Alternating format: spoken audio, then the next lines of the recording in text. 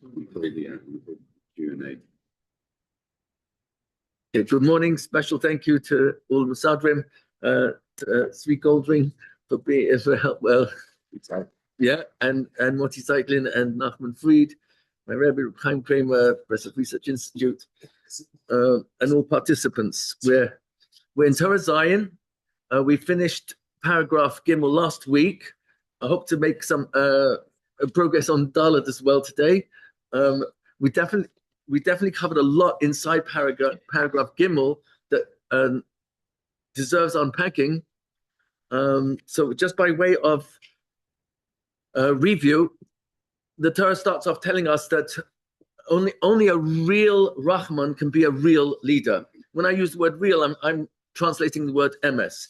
An emestika leader is someone who is a true Rahman. And Rahman means he can't be someone who has Rahmanas on Rishayim, who steal and murder gangsters.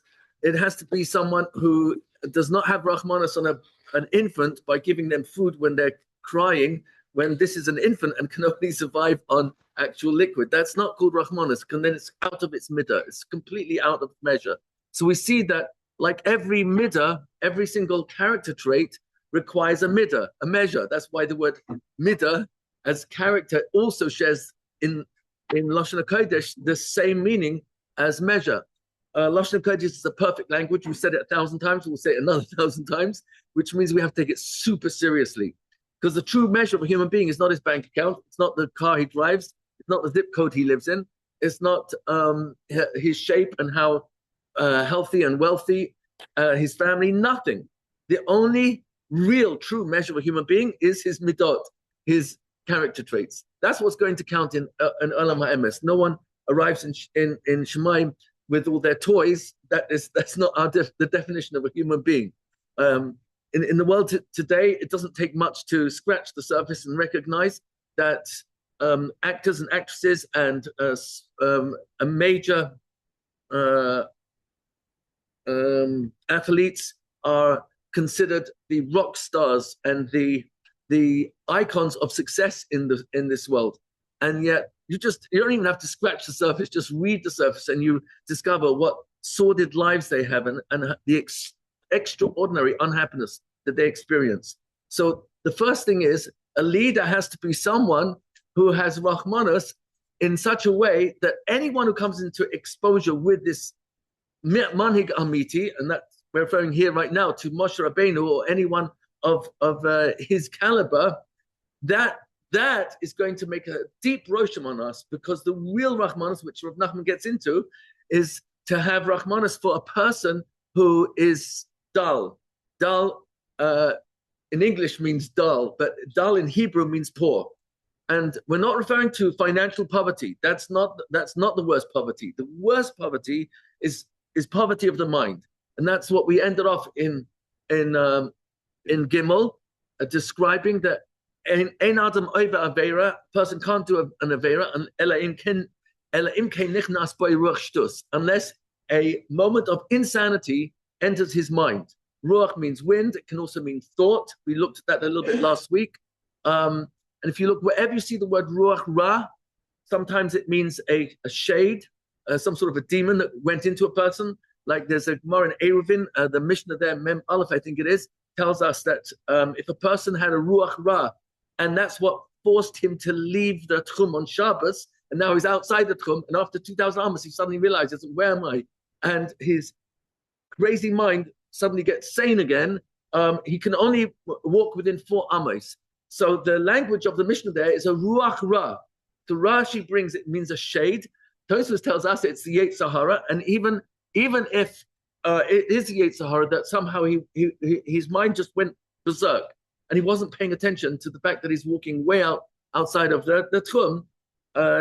The Yetzer Hara says, the Tosfos over there, even if he couldn't control himself, he should have known in advance how the Yetzer Hara is going to try and attack him, and he should have guarded himself. We're going to see that in a few moments. But the main point here is that the greatest leader is someone who can reach down to someone who's got avonos. Averas on the level of having done them deliberately, on purpose. Not lahachis, not to get Hashem angry, but deliberately. He's fully knowing that this is Shabbos, or that this is an Avera, Moitzizel Vatala, or this is an Avera to give a second look. This is an Avera to worry and to live in a world of Daiga. All those do not belong in the mind of a Jew. And when I do enter that world, so I'm always one thought away from correcting myself. But nevertheless, I need someone who can reach me and tell me how to get out of the mindset that I've allowed myself to get into.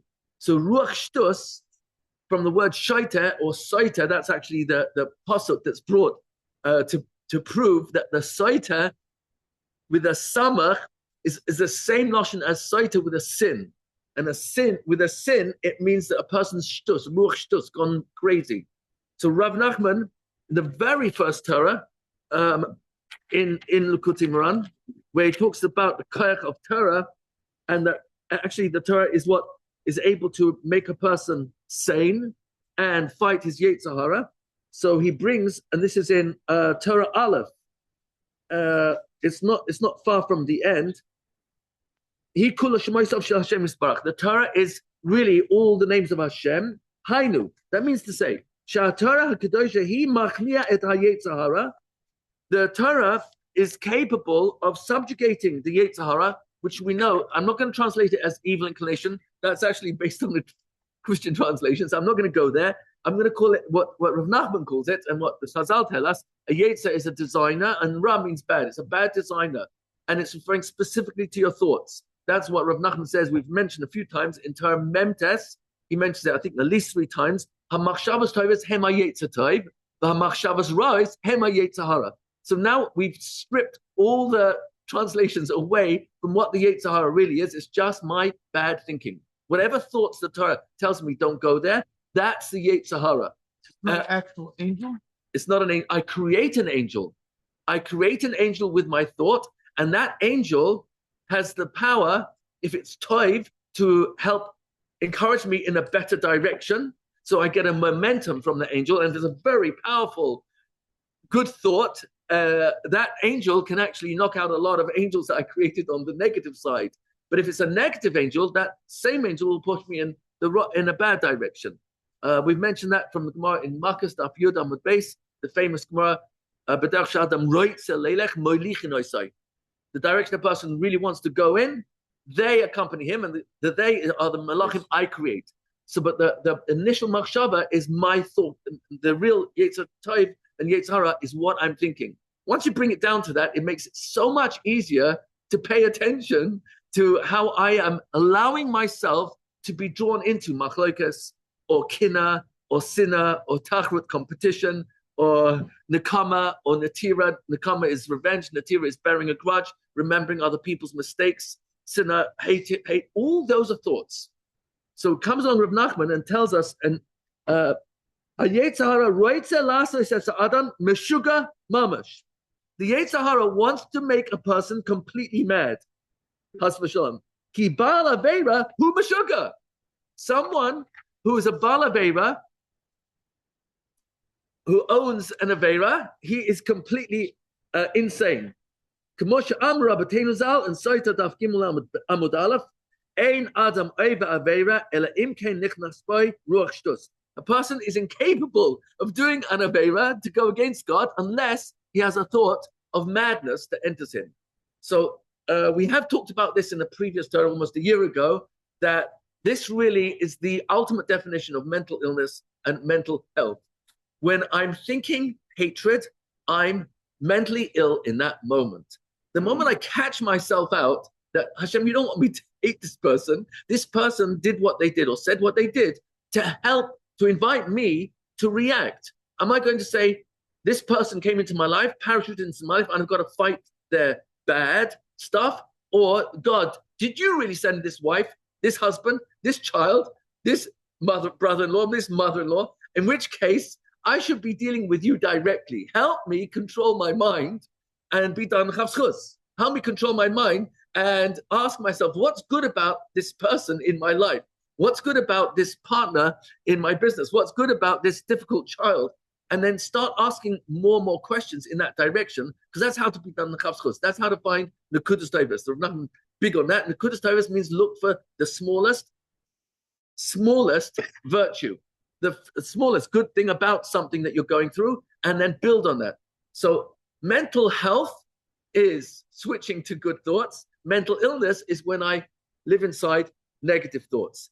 If I nurture the negativity enough times and with severity, and I go into the world of blaming and complaining and denying it's my fault, giving excuses why it's everyone else's fault, what will end up happening is I could literally make myself meshuggah, because I can't see my beautiful garden. I'm stuck with the weeds. It's the weeds, it's the weeds, it's the weeds.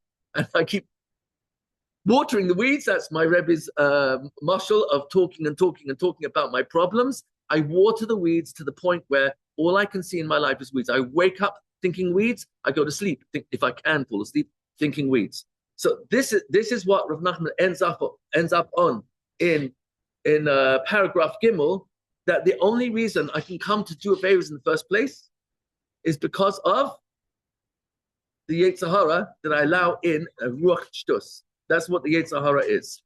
Rav Nachman used the language of a Baal Aveira. Baal Aveira is only someone who does, who allows these thoughts to sit in him.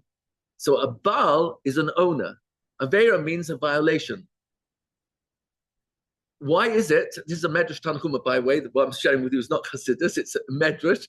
Why is it that a bar mitzvah, someone who is chayav in mitzvah, starting 13 in one day for a boy, 12 in one day for a girl, they're more mature than us, at least at that point in life they are. So what is it about the language that the Torah calls someone who's chayav in mitzvahs a child of a mitzvah, a son of a mitzvah, but when it comes to an Aveira, it's only a Baal. A Baal is an owner or a husband.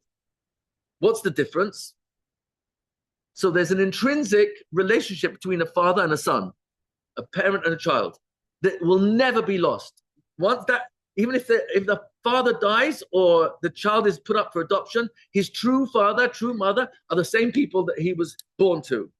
That's a relationship no matter what goes in between them, how bad it gets. That father, that child is still that father's child and that child's father. It's inseparable.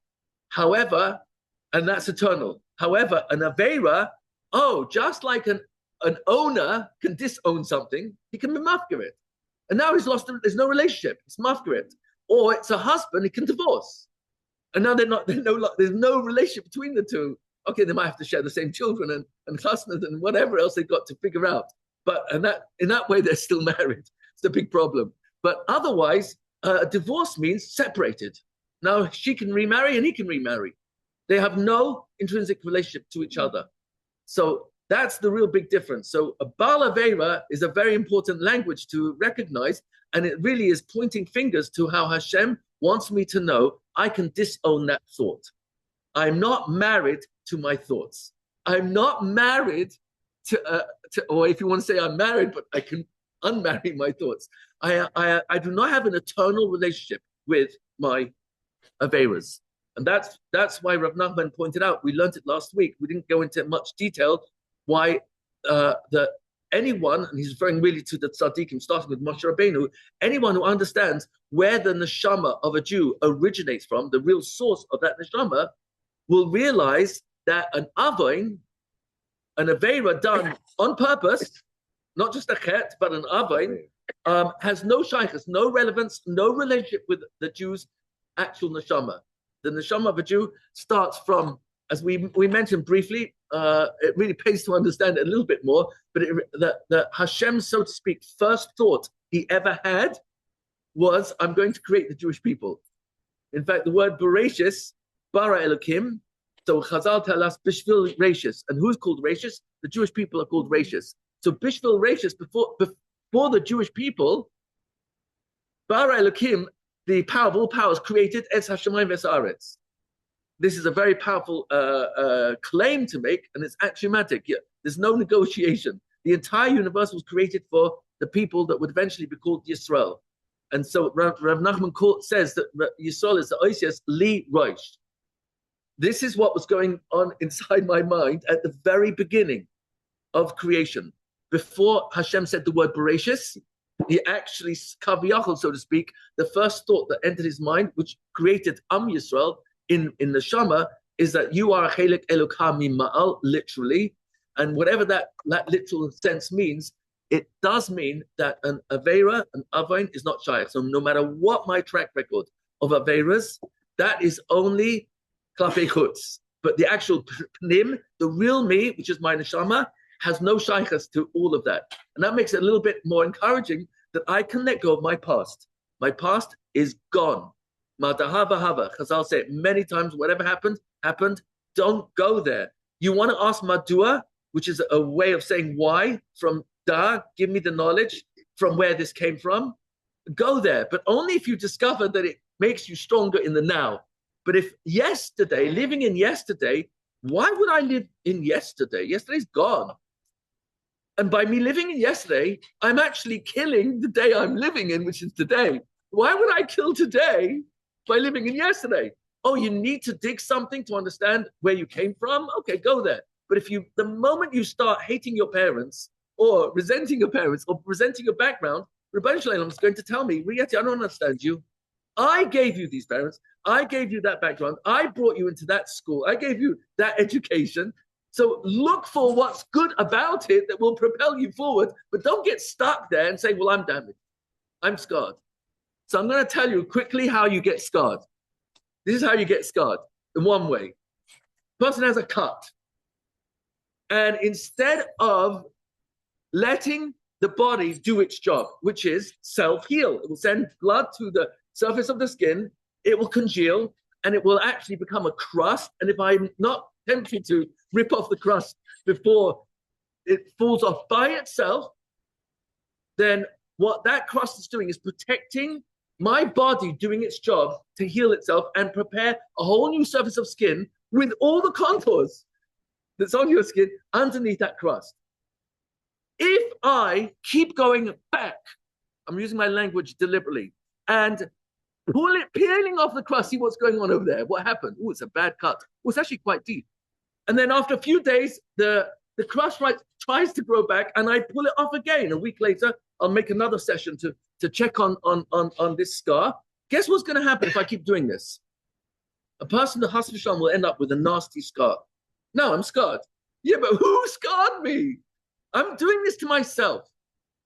And you look at every single kima, every single person in Torah history, in Tanakh, and they are the extraordinary examples of, yes, I did a mistake and I started again. And every single one is the same. Avram Avinu, Sarah Imenu, they had extremely difficult backgrounds. Avram Avinu is betrayed by his own father. If you know anybody in the world of psychology who would give a rating of 0 to 10, 0 is the least pain, 10 is the most. What is the pain of a parent's betrayal to a child? It's huge. And Avram Avinu was betrayed by his father to Nimrod, and the consequences was death, and he still betrayed him.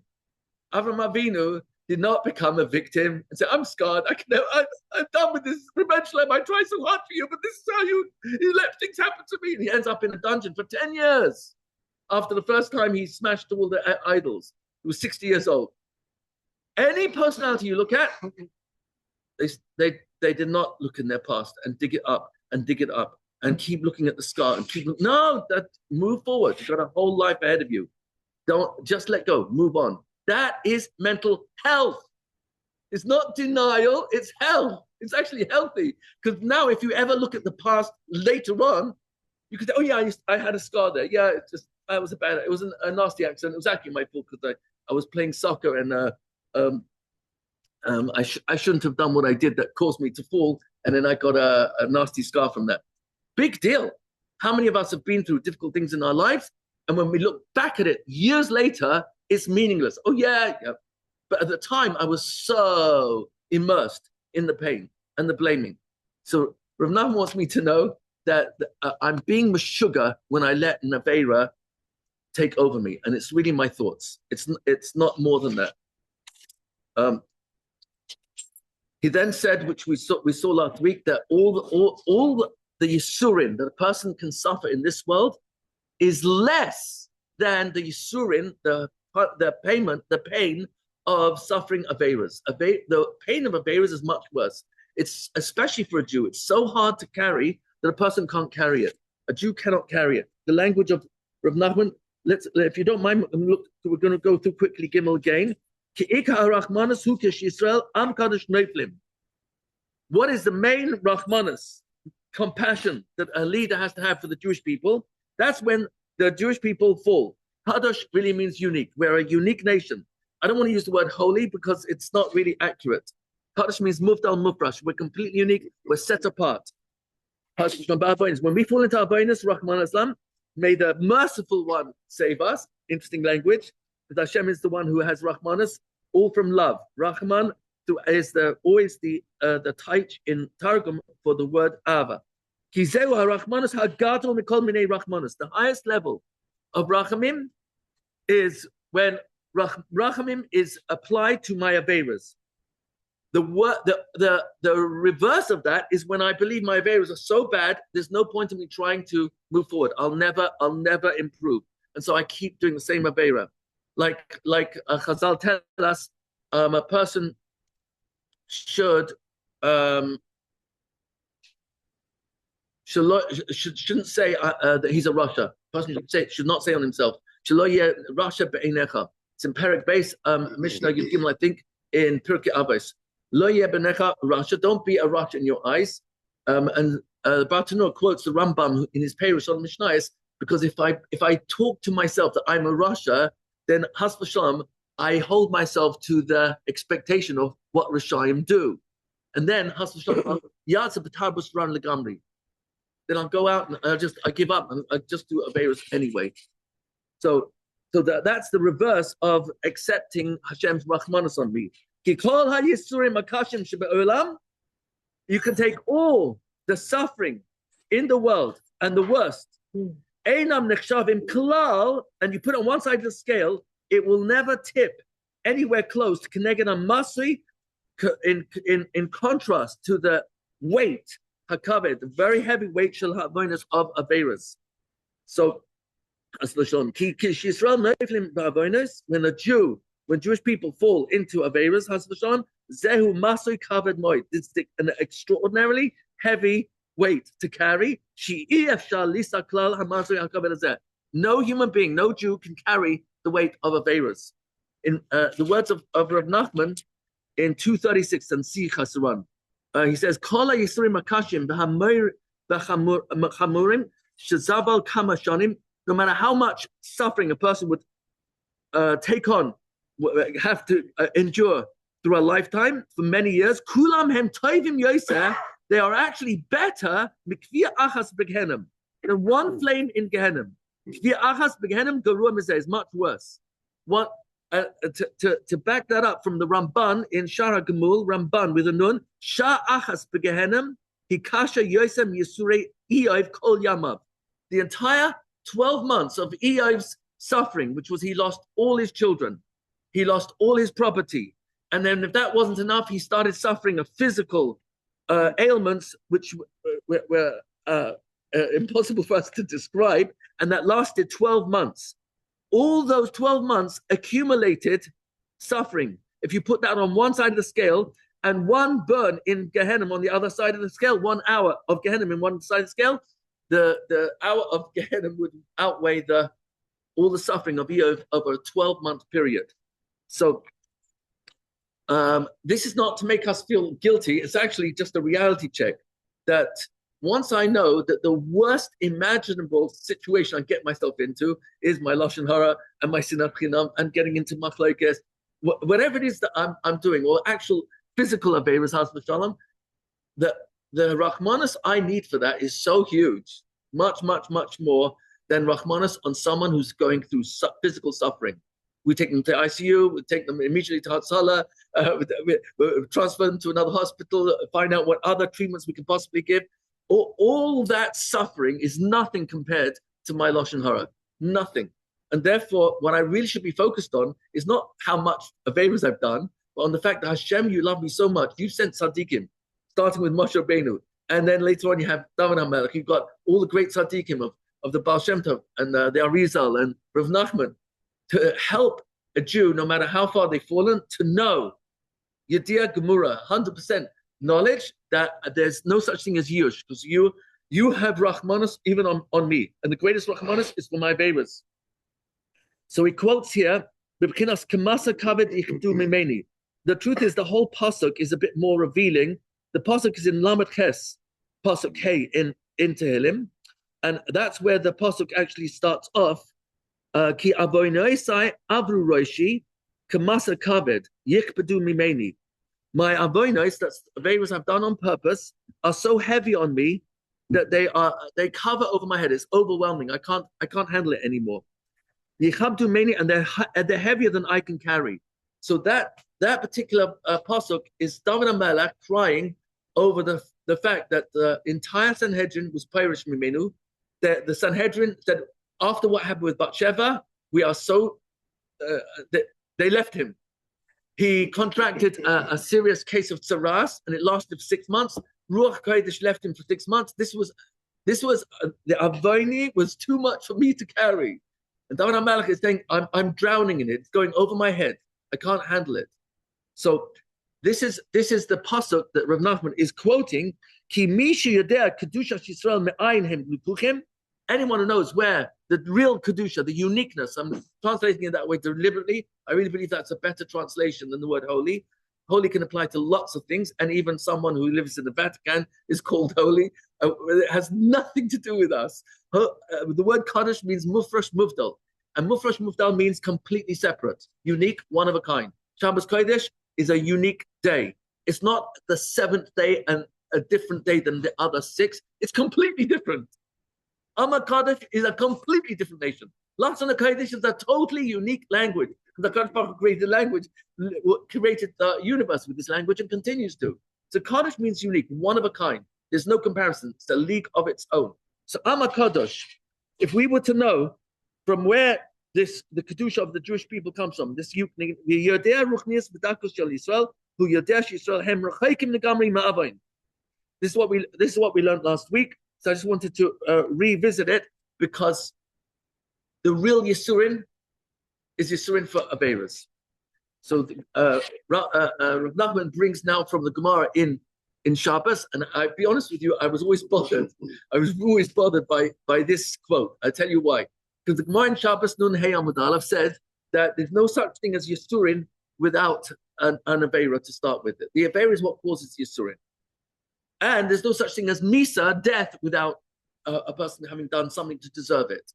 So it's interesting that the Gemara there goes back and forth, back and forth, back and forth, is arguing with this claim of Rav Ami. Rav Ami is claiming that it's impossible for Yisurin to come without there having been some starting point in an Aveira I did.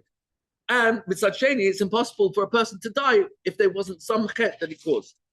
And the Gemara goes back and forth, and finally it comes to the conclusion, and it says Tufta, that means it's irrefutable that there is such a thing as death with no Averas, and there is such a thing as Yisurin without any Averas as well. So I was bothered because the Gemara here, Rav Nachman here is quoting in the Havamina and writing it out as though that's the Maskana, but it wasn't until I saw this morning. The Hebrew art scroll quotes the Meiri, and the Meiri says that a Tufta in Agarata is not conclusive. And not only that, he says that Rav Ami is saying Lefiha Emes. He gives an explanation there. So Rav Nachman actually was going with the Meiri, and that this is really actually conclusive. That every single type of Yisurin that a person ever experiences, including death, has to be preceded with some sort of Aveira. So even though we have a pasuk that there is such a thing as tzaddik, we've quoted it before in Koheles Perek Zayin pasuk Kaf. It says, "Ki Adam ain't tzaddik ba'aretz asher ya'aseh toiv v'lo yecheta." It's impossible to find a human being that's a human-ish that is also a tzaddik. It's still called a tzaddik, and he only does good, never does a mistake. There's no such thing. Now, happens to be, we know from the same Gemara in Shabbos, there were 4 exceptions. and you look at the Masorah Shas on the side, he actually brings you another one or two. And they were tzaddikim who only died because of the nachash. That was Amram, the father of Moshe Rabbeinu, Binyamin, the son of Yaakov Avinu, and Kalev, the son of David HaMelech, and Yishai, the father of David HaMelech. Those were the four. The Masorah Shas brings also Yeshua. It's very interesting because when you look at those 4 or 5, you realize, and he also brings Levi. There were things they did in their lifetime that the Torah clearly seems to indicate that was a mistake. Levi killed off Bnei Shem without getting reshus from their father, and Aru Apam, his anger was cursed by Hashem, by Yaakov, not himself, not Levi himself, but he still called it Tzaddik Gamor. So it seems quite clear that Yishai, even though he completely rejected his son David, he rejected him to the point where he was pretty sure, like, Karv Levadai, this boy was a mamzer. That's how certain he was about who this boy was. And this went on for 28 years. 28 full years, he was under that impression. And Yishai is called a Tzaddik Gamor. He only died because of the head of the Nachash. But that was a mistake in the end. But his cheshbon was correct and that is what's counted. So it seems that it's possible for a person to make a mistake and is still called a Tzaddik Gamor. But nevertheless, the point we're bringing out over here is that Rav Nachman is telling us this is really good news. It's really good news. Yisurin is really for a person's benefit. And it's not meant to hurt me. It's not even meant as oynesh, as we mistranslate as punishment. It's really meant for me to grow from. All Yisurin. Rav Nachman says it a number of times. You'll especially find it in Torah Dalet, right at the beginning, in the beginning of the first chelik of Likutei, in the chelik Dav, there's no Ra. All Ra that we experience is only chesaron of das. I'm missing out in my mind. There's something I don't understand, and that's why I think it's Ra. If you don't mind, I'll tell you a quick joke. It's a joke I made quite famous many years ago, but I haven't said it for such a long time. You might not have heard it. I don't know. There was two British farmers in southern England. If you're used to my English accent, I'm going to switch now to a southern English accent. So there's two farmers in a pub drinking a pint of beer together, and one says to the other, won £1 million. So the other one says, oh, that'd be good. So the first farmer says, no, that'd be bad. I spent it all. Oh, that'd be bad. No, that'd be good. Bought myself an aeroplane. Oh, that'd be good. No, that'd be bad. It blew up in midair. Oh, that'd be bad. No, that'd be good. I jumped out just in time. Oh, that'd be good. No, that'd be bad. I forgot the parachute.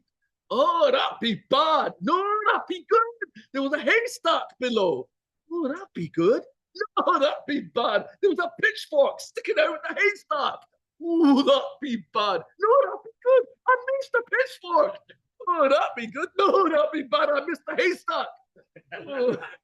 Oh, that'd be bad. No, that'd be good. I fell into an open grave. Oh, that'd be good. No, that'd be bad. The funeral men were filling it in. Oh, that'd be bad. No, that'd be good. I told them I was still alive. Oh, that'd be good. No, that'd be bad. They wouldn't believe me. Life is one long story. That'd be good. That'd be bad. Marriage. Oh, that'd be good. Oh, that'd be bad. Children. Oh, that'd be good. Oh, that'd be bad. Health. Good. Bad.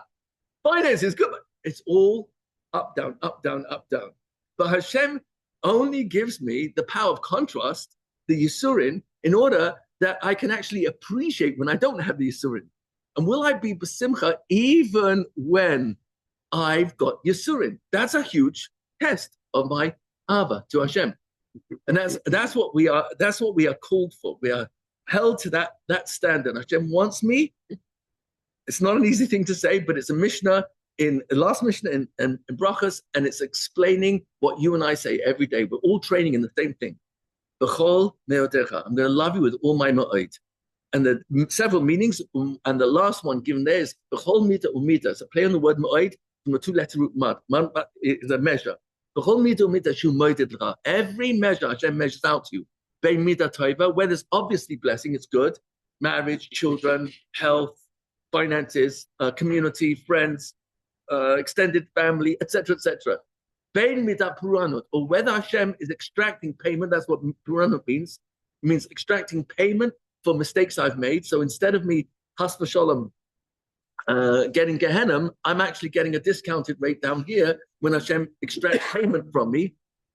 How should I respond to both the good, the blessing, and the mitzvah tov and the mitzvah ra, mitzvahs puranus? Have a ma'id bim ma'id. Last Mishnah in brachas. Be exceedingly, exceedingly grateful. I think it's the only Mishnah I know where it says ma'id twice, and it's going on. We're here to inject ourselves. Bad word, sorry. We're here to imbue in ourselves vitamin G, gratitude. Have a ma'id bim ma'id. A Yehudi, in essence, is a maida. That's what maida ani really means. Before we even finish the sentence, we start off our day. I am a thank youer. Maida ani. I'm here to be grateful. And what's that mean? When things are good, that's obvious. It's too obvious. No, when things are not good, we start again. We start again. That's our brand. That's our DNA. That's how Hashem created us. Through Avram Avinu and Sarah Imenu, who went through 10 nisyonos. He went through 10. She went through most of them, except for Bris Milah, obviously, but she went through most of the nisyonos. So the nisayon is not to hurt me. The nisayon is to make me great. Yosef HaTzadik became great because of Selusha. Selusha, the wife of Potiphar, for a whole year is trying to entice him. He wouldn't even look at her. That's incredible. That's how he became great. Now Hashem said, okay, well, we're not finished with the nisyonos. Let me throw you in prison for 12 years for doing the right thing. And now see how you handle it. And Yosef HaTzadik held strong. And if he ever had a thought of resentment, God, why me? What did he do? He pressed the delete button. Where's the delete button in your brain? Your next thought. You're always living in your next thought. Bechira is your next thought. You get a pop-up. Why is this happening to me? And next press delete, say, Rabbi Shalom, I don't know why, but you're in charge. So I'm mavatal my rotzen to your rotzen, and if this is your rotzen, I'm gonna hold my silence. And he became Yosef HaTzadik. Every single person who went through whatever they went through, that nisayon actually made them great, and the people who were against them made them great. Rabbi Victor Miller talks about Avram Avinu, who was made great by Nimrod. Nimrod tested him, threw him into a fire, threw him into a dungeon for 10 years, and then into a fire. He made him great. That wasn't his intention.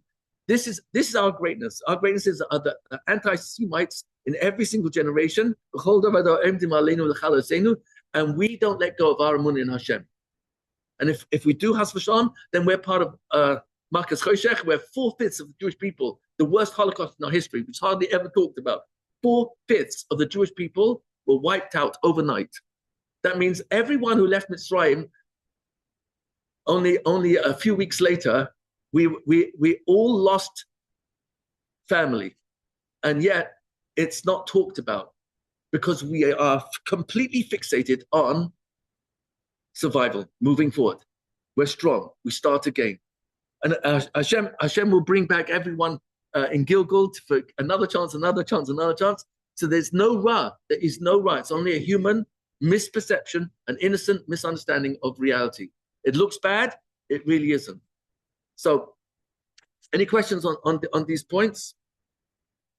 I think we get stuck by a shadow. Like Excellent. Think that we need to change something. So you're making it sound like, but I mean, not you. Saying Yeah. that, okay, so if your kid is like that, there's nothing we need to do to change, but the problem is when we feel like we have to change. We have to do something different. You're 100% right. The hishtadlus has two possibilities. Either, I'll give you an example. This is just throwing out this as a possible example. You're working in a company and you really do not enjoy your job, because as hard as you work and as satisfactory, as satisfying as it is that you're doing your best, the co-workers drive you nuts. They're very, very unkind. And worse, the supervisor of your department is very unappreciative of you. And even though you've tried moving to other departments, etc., it's really, really annoying. And you come home every day and dad asks, how was your day? And you say, oh, I don't want to talk about it. I really hate this job. It's really driving me nuts. It really, really drives me nuts. I don't know what to do. So he says, have you ever spoken to the boss?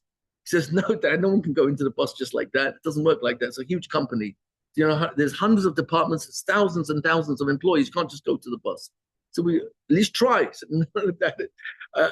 I complain to my supervisor, but I've got to be very careful because he's part of the problem. So I have moved from a different department, and he's going on and on and on and on. Finally, one day, this kid decides, you know what? I'm just so unhappy here. I'm going to do my best, and so he puts in an application to meet the boss, and he's given an appointment, and it's his turn to come in. He knocks on the door, and the guy on the outside says, "Come in." So he comes in and gets a shock of his life. His father sitting at the desk of the boss. Dad, what are you doing here? You can embarrass me like hell. Don't you understand? That's the boss. He says, "No, son, you came to the right place. Dad, please, you got. I don't know what you're doing here, son. I own the company." What? This is my company. I've been trying to encourage you for the longest time to go directly to the boss. Dad, you let me go through all this double L, triple L? What? No, son, listen. The whole purpose of this company is to get people to have a relationship with the boss. That's the real reason. So all the squeezing and all the annoyance and irritation that you get from coworkers and sometimes the clients and the customers and the supervisors, it's just put them all aside and go straight to the office of the boss. Knock on the door, 1-800 Almighty, say, this is the Ikke Stadlers. Please, Abba Ata Evati, you're my father, you surely love me. You said I'm your son, so help me. So the father's going to tell him, do you want to be promoted? Yeah, Dad, of course I do. Okay, so let's talk about what's your strengths and build on those. So ultimately, all his shtadlus is meaningless except for one, and that's tefillah. That's what Rav Nachman talks about, but that's the ultimate hishtadlus. Hashem is making it that this last generation, I'm not sure if it's the last generation, we're getting really, really close, because all the simanim in the last 3 mishnayos of Saita, Perik test there, are mukuyam. And especially the last one, Oiveish Anshe Beisai. The enemies of a person will be members of his own home, immediate and extended. And the Mishnah keeps interrupting as it goes through all the different stages. Al mi lanu l'hishayin. Who can we rely on? It's like crazy. Everything's caving in on me. Ein lanu al mi l'hishayin el avinu shabashamayim. And dafka l'lochin avinu shabashamayim. You're my father. So of course I can talk to you. You love me. I'm your son. I'm your child. So Hashem is bringing about, it's not plan B, ein lanu al mi l'hishayin el avinu shabashamayim. Meaning plan A would have been if this kid would just like straighten up. If I could just get divorced, or if I could just find a second a good marriage, or turn myself around, but I just don't see how I am because I can, because I just keep falling. So Hashem is squeezing us more than any other generation in world history and giving us almost every single route is closed off until I finally come to the conclusion that all hishtadlus actually is not even adding up. In many cases, you start looking at the hishtadlus, you've done a track record of all the hishtadlus, and you notice it backfired. No matter who I spoke to, wrong treatment, wrong therapy, whatever it was, it backfired. And why don't I just go straight to the boss? So Hashem's saying, I'm not offering you this as plan B. Is not plan B, it's plan A, always was plan A. But I'm forcing you to reach a point where Emunah is the only solution. And that's really what we're coming to. Does that help answer that a bit? Somewhat. Okay. Yes, Doctor. We answered what I was going to ask. Why is it so attractive to do the wrong thing? And is there some technique when you're in the process of those thoughts to go to better thoughts? Is there a technique that you can use? Like, is there a mantra? Is there whatever? Right. It's a question, but I'm right. Think what you say. Right. So when a person does take a pill, there's a short filler, one line, where you say Yivat Son, that the refuah should come through this, meaning you're asking Hashem. So you're not relying on the hishtadlus. You're actually asking Hashem, let this be my effort to cure myself. But you're not actually believing in it. And that's a pasuk in the Torah. If Hashem I fall into the trap of, and this is what Sefer Haredim and others actually tell me, and this is their right of arrogance, to believe that it's my own koichi ve'otzim yadi, my actual efforts that are equaling this result. Whether it's a business deal, wow, it really paid off going to business school to get that deal, just that deal alone. And Hashem saying, excuse me, who gave you the mind in the first place? Who gave you the context? Who got you into the business school? You think it's your acumen and your business acumen, and your business intelligence, and your excellent negotiating skills? No, it all came from me. So that is the constant struggle that we all have. Is the result of what I'm experiencing from my efforts, or is it really a pure gift from you? So the one human being in world history who probably put in the most effort to work on himself was Moshe Rabbeinu. Moshe Rabbeinu, no one worked harder than him, at least at that point in time. It's brought out in Yakin Bayat in the last parak of Yeduthin. The long story there. Don't tell Art Scroll. I don't think it would get published. It's not. You won't find it published anywhere. But if you look inside the Yakin Bayat and Parak Dalet on the last Mishnah, Toiv minha roifim legehenim. The best roifim are going to Gehenim. So there's a whole story about Moshe Rabbeinu. I told you the story. So there's a story of Moshe Rabbeinu where there's a king in Arabia, Saudi Arabia today, but Arabia, who heard about this Ish HaElokim. Everyone heard the Aseret Dibros in 70 languages. The whole world knew about it. And he wanted to understand, how is it possible that the Torah would describe a human being as Ish, human, Elokim, of the powerful powers? How does a human being who's a physical body also be labeled by God as a man of God? So he really wanted to find out more. So being that he himself was a Hacham, and specifically in Hachmas HaPartzuf, which was reading the contours of the face and being able to read that everything on your face is actually a perfect reflection of your character. That's in real time, but also even in a still photo. It would be a perfect photo. So, and his Hachamim, all his ministers were also Hachamim in Hachmas HaPartzuf. It's kedai to look at that story there. What happened? He sends his royal painter to the Midbar to make a perfect replica of this face of Moshe Rabbeinu, so that the king could then study it and understand, how does a human being become Ish Elokim? How is a human being spoken to face by the Almighty and take out a slave nation from the most powerful nation in world history? How do you do that? And then receives God's document, scroll of his instructions to mankind through the Jewish people. He had to see this. When the painting was brought to him, it was a perfect painting, perfect replica, the king was outraged. He looked very closely to it and said, this person is a murderer, a thief, a liar, a cheat. He's a ramai, he's deceitful. So then he realized that the royal painter never accomplished the actual mission, and he just made a painting of anyone. So he gave the verdict, off with this man's head.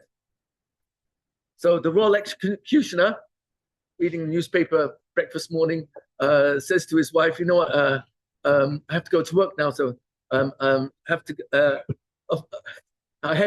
head off to work. So comes along Moshe Rabbeinu, comes along the painter and says, please, my master the king, I swear in your name that this is a perfect replica, and I was there. So the king is confused because he checked with all his Chachmei HaPartzufim, and they all agreed that the painting is someone has got terrible traits. So the king said, you know what, I've got to find out for myself. So he takes a whole entourage, and he arrives in the Midbar. He waits his turn online, and when he comes close to Moshe Rabbeinu, he's unscrolling this perfect picture, and he sees the lashon there is loy kaput hasara. It's not even missing a detail that would be the width of a hair. It was such a perfect replica. So now he's really confused because all his Chachmei HaPartzuf agreed that the man, and he himself looked, and the painter was right. How could it be? How could it be? So he shares his dilemma when he gets to his turn. He shares his dilemma with Moshe Rabbeinu, and Moshe Rabbeinu laughs it off, and he says, no, your Hachamim are correct, and your reading of the painting was 100% correct. I had all those mitzvahs in my character, and the reason Hashem loves me so much is because I broke all those mitzvahs. So, Is he still wearing? what? Sorry. Why is he still wearing? Excellent question. It would appear, and I heard this. I'm not sure if I'm allowed to say this. So I heard this from Blazer Sternhill.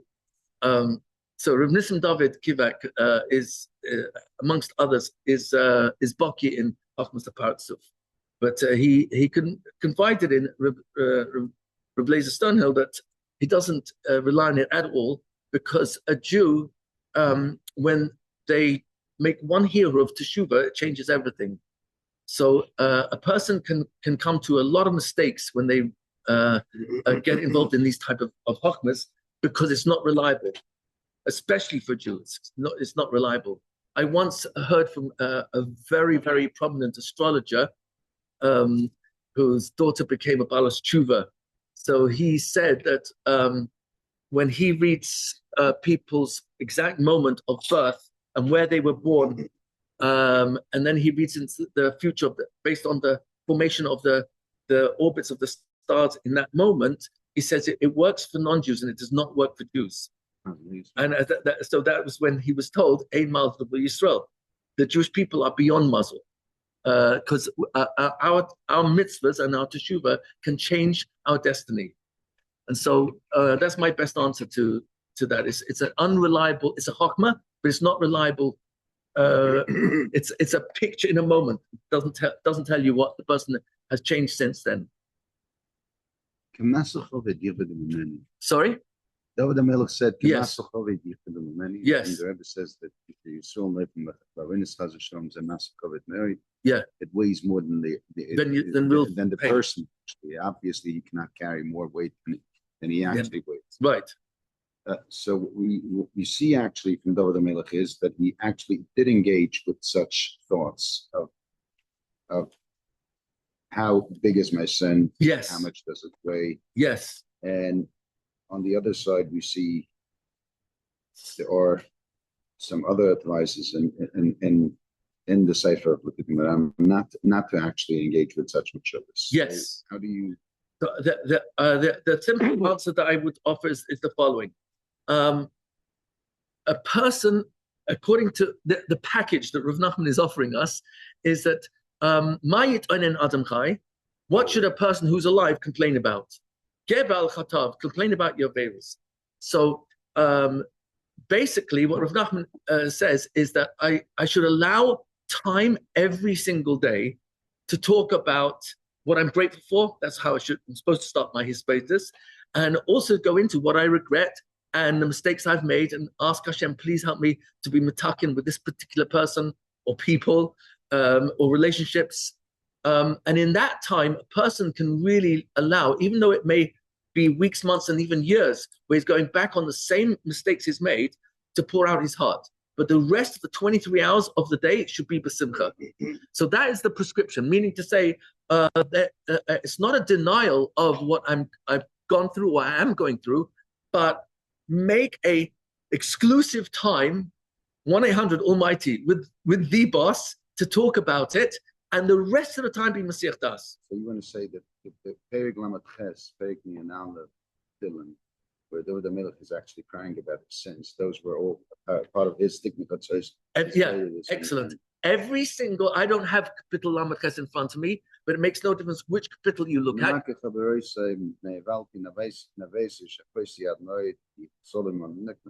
So what's the context of the rest of it? Is it still only completely focused on Averas, or is there a point where in the text he starts screaming out, "Revenge Shalom, but you've saved me before, you're going to save me again"? And you'll find this throughout Tehillim, wherever he's talking about something that he's down on. For example, Da'af nafshi mituga, my soul drips with agony from all that I've been through. And what's the rest of the same pasuk? V'terasecha or amarecha kaimeni. But I kept your words, meaning he stayed fixated on Tarek mitzvahs. He didn't drown inside there. So even though he's drowning here as overwhelming, but you'll find straight away, Kima, in real time, the next verse or the next one after that is going to be about but you're always pulling me out of my tsaras. Sa'akti elecha v'tir pa'eni. It's all. I cried, but you healed me, and it's always you healed me. It's not a human being. He didn't go to anyone around. He saw that I can't rely on any human being. They can betray me, but you, Hashem. So he forged a relationship with the Kodesh Baruch Hu, and Ad Hayom, it's amazing how much of our davening is Tehillim, how much of our davening incorporates Psukim all over the place and full of the Psukim Zimra, and it's so powerful that even in other languages, the Christians, which number in the 1.2, 1.3 billion, every Sunday morning you got tens and tens and tens of millions of Christians who are singing Psalms of David. Because the psukim, even in the mistranslations, still speak to their, so to speak, soul, because it covers the whole gamut, the full spectrum of all life experience and emotions. David HaMelech gave us the real cure, 1-800 Almighty. So yeah, 100%. It always comes back to Hashem, you're the only one who can save me. Well, we have a question from an online listener here. Great. How do you balance the human feeling of pain and sadness about a situation versus accepting and trying to be besimcha and facing the challenge with strength? Where is there room for natural human emotion? Natural human emotion means being real. We've talked about what a tam is. A tam is someone who's absolutely real. His tamimus is that he's kalibai kempiv. So if right now the reality is I'm suffering from what I'm going through and I'm talking about it and I'm down because I had other expectations of this marriage. I had other expectations of this particular kid. I thought this kid was going to be beyond extraordinary. He's just got such good midas. But in the end, his tamimus became his downfall because he got so taken advantage of by people. I can't believe what a mess he got himself in. And now I'm really down on myself. So Hashem wants me to live a life of emunah where at some point in my life I can say, as much as this is a struggle and it's real and it's painful and it pulls me down, I know what you want, Hashem. You want me to live a life of simcha. You do not want me to live a life of chas v'shalom depression or worry. You want me to get out of that. And that struggle is exactly what Hashem wants. More than anything else, the victory is none of my business. The victory is the struggle. That's my business. That is real victory. Because Chazal tell us, the world's definition of victory is when a person is successful, whatever that goal was or is. But in Hashem's dictionary, l'fum sara agra is according to the difficulty that Hashem compensates. I don't want to use the word reward because there's no such thing as reward in this world. Mitzvah b'chayalma leka. That it doesn't exist. And agra doesn't mean schar. Agra is compensation. L'fum sara agra. Hashem compensates a person according to the difficulty. So the harder it is, the greater the compensation. And later on will be the reward much greater. That means to say the struggle itself is the victory. Living in this world, living now in this world with this difficult spouse or child and saying, Rebbeinu Shalom, I still love you and I'm going to do my best to be a better person and more loving and understanding of the person I'm having difficulty with, because that's going to turn them around much sooner than me trying to turn them around. Yeah, right. Try to turn around a teenager. Yeah, very funny. No wonder in Israel they call them tipesh Yisrael, when all teenagers are called. So I don't mean to put down teenagers, it's just that's the expression they use. Hashem wants me to blossom where I'm planted. And even though I'm planted in a garden with lots of weeds, Hashem says, you can blossom there because I wouldn't have put you there otherwise. The very fact that you're in this relationship is a vote of confidence, says HaKadosh Baruch Hu, that you can get beyond it. Struggling to change your circumstance. I should Why not. can't a Jew just be in the surrender mode where a lot of folks talk about acceptance and that's it? But we're not. Because we always try to change things. So trying to change things is a very dangerous path for me to go in, because then I can easily fall into kochi, and when it doesn't work, then that means I've got to try something else. And I end up spending a lot of my mind, my energy, my time, resources, and money trying to change my circumstances by trying to change them.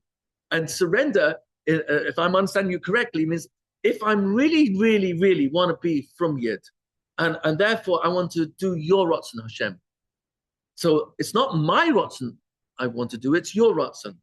And if it's your Ratzon I want to do, then when things don't go the way I want it to go, then that must be me, it's your Ratzon. So I can accept that. Now I'm okay, because it's your, I only want your Ratzon anyway, even over and above mine. So Rav Nachman brings in Sichas Aran, Reish Lamed Ches, I think it is, around about there, every night when we say B'takanenu Malkeinu Be'etz Tova Milfanecha, Takanenu means a lashon of tikkun, lashon of hachana. Prepare for us, also lashon of tikkun, fix. Prepare for us a good eitzah for the next 24 hours, that no matter who I interface with, that whatever I think, say, and do should be according to your ratzon. So, and the first thing we say after Modani, according to Rav Nachman, it's the second sikha and sikha sarah. I should wake up in the morning and say, Rebbeinu Shalom, everything I do, say, and think today, and anyone who's following me, anyone who depends on me, wife, children, grandchildren, whoever's dependent on you in any in any particular way, should only be doing your ratzon today. So I'm summing completely on you, that whatever happens to me, I'm asking you up front should be according to your ratzon. And now I've got things I want to do. I want to be on time for that appointment, because the potential of the commission on that appointment is really important. I leave extra early and I'm still stuck in traffic and I get there late. But I can get so bent out of shape and say I should have left much earlier and davened in the city instead of leaving at my regular time. And I can beat myself up, or I can say, this must have been your intent. I once came very late it was during COVID actually, and to meet a multi-billionaire. His company went bankrupt, but he pulled out $29 billion for him and his wife. I'm not going to say who they are, because I don't mean it in a negative way, but I actually turned up late for the appointment. And I left extra early, and I still got late, about half an hour late. And this billionairess, I just apologized 1, 2, 3, and then got straight into the meeting. But because of it, there was much less time for me to spend answering their questions about how I could help them with an educational model that they wanted to implement worldwide. So, but the bottom line is, you, Hashem, wanted that way, because otherwise it wouldn't have been that way.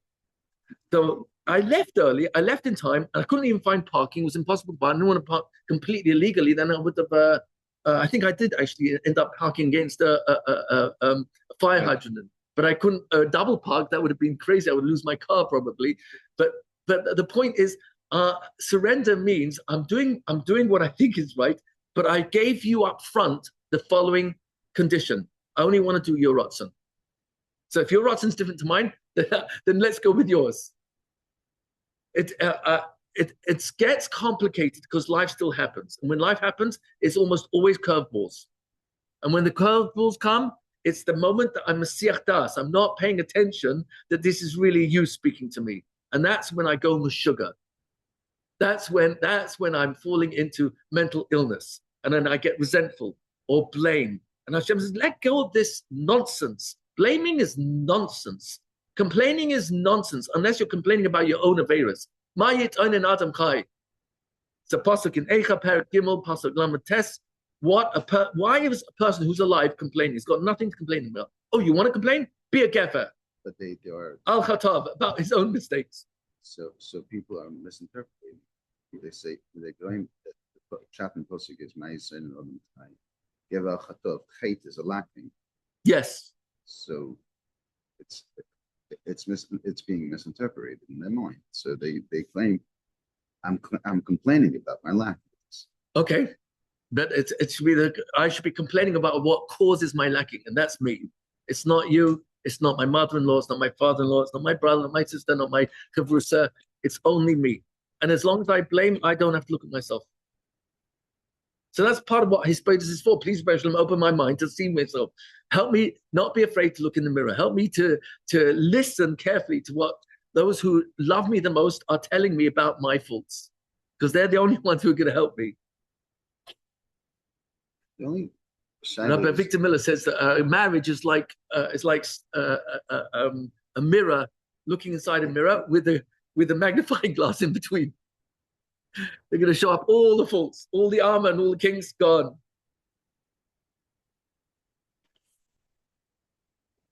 What?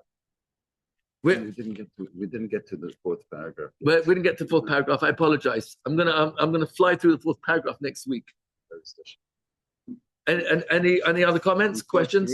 Sorry, there's more to unpack, but I'm gonna get into four. That was the request from the majority, I think. The question is, when are you allowed to ask Lama? And we see David HaMelech. Lama's very good. Asked, Lama's is a healthy question to ask. is it? Because it's asked Lama for what, or to what is this leading? It's not a complaint. It's an exploration of how could this unfold in a way that will help me to understand why this is happening. For what did I go through this? For what possible benefit? For what possible blessing? When do you get that answer? That when you ask a question, your brain is going to search for the answer. So if I say, why can't I lose weight? That is a very bad question for me to ask, because my brain will answer it. I'm a slob. I'm out of control. I can't say no to a second helping of food that I know is not healthy. I'm going to get a headache. I'm going to get a stomach ache. I'm going to end up oversleeping, and I go for the fastest sleeping pill in world history, Charland, anyway. And then before you know it, I'm blaming myself. But if I would ask a better question, how can I lose weight? Oh, that makes sense. But that is not a Lama.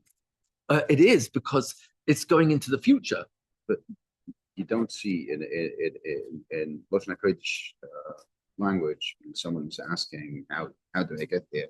So there's two questions: Madua or Lama. Madua is going into the past, and the Lama is moving forward. So whichever way you come out in English, to what might this be beneficial? Lama Hashem Tiznach Nafshi doesn't mean that he's asking for the future. It can be read that way, though. It can be read. Yeah, it can be read that way, because that's the difference. Otherwise, so Lama Hashem meaning I'm not complaining. I'm actually he's asking trying for what? to. Yeah. Don't do this to me. Yeah. Or to what great benefit might this be leading me to?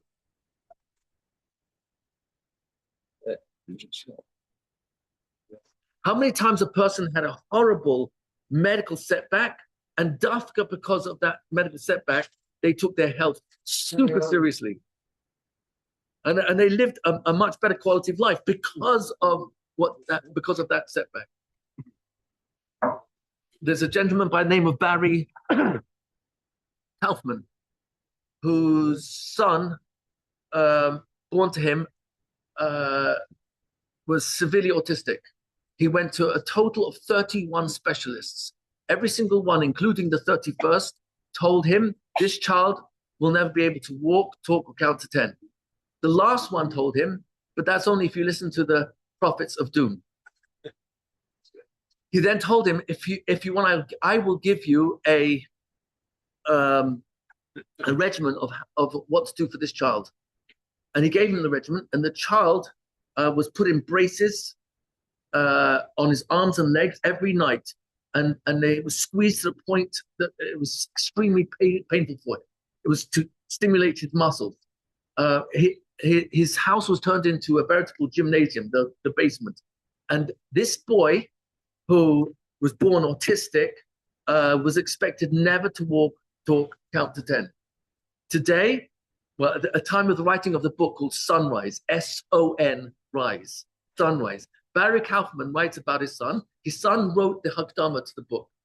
In the introduction, the boy was #1 real estate salesman in Winnipeg, Canada. He also was champion of ping pong. I think in America you call that ping pong. Yeah, in English it's called table tennis. Sorry, he was that takes a tremendous eye-hand coordination. An excellent athlete, a very intelligent boy, and it all came from the parents having Rahmanas on their child by forcing the kid beyond his seeming abilities. So he wrote a book called Sunrise, and there's a whole program called Sunrise, S-O-N-R-I-S-E, where they model off the program that the parents did for this boy, for people who've got children who are autistic, if they really, really want to see results, that this child can live beyond a normal life. So what brought that about? What helped save so many people? And the answer is the kid was born autistic. That's bad. Well, if I go into Madua, okay, shouldn't give him these shots and these vaccines and aluminium pans that we cook in. But if we go to Lama, to what benefit might this be? Let's keep exploring what possible benefit does this have? And that opens up whole worlds. So it's where my brain goes, my brain will follow. So if I ask what's good about this, my brain will come up with some answers. What else is good? What else? And keep looking for more Nikudas until a person actually can't see the weeds because there's such beautiful flowers that steal my attention.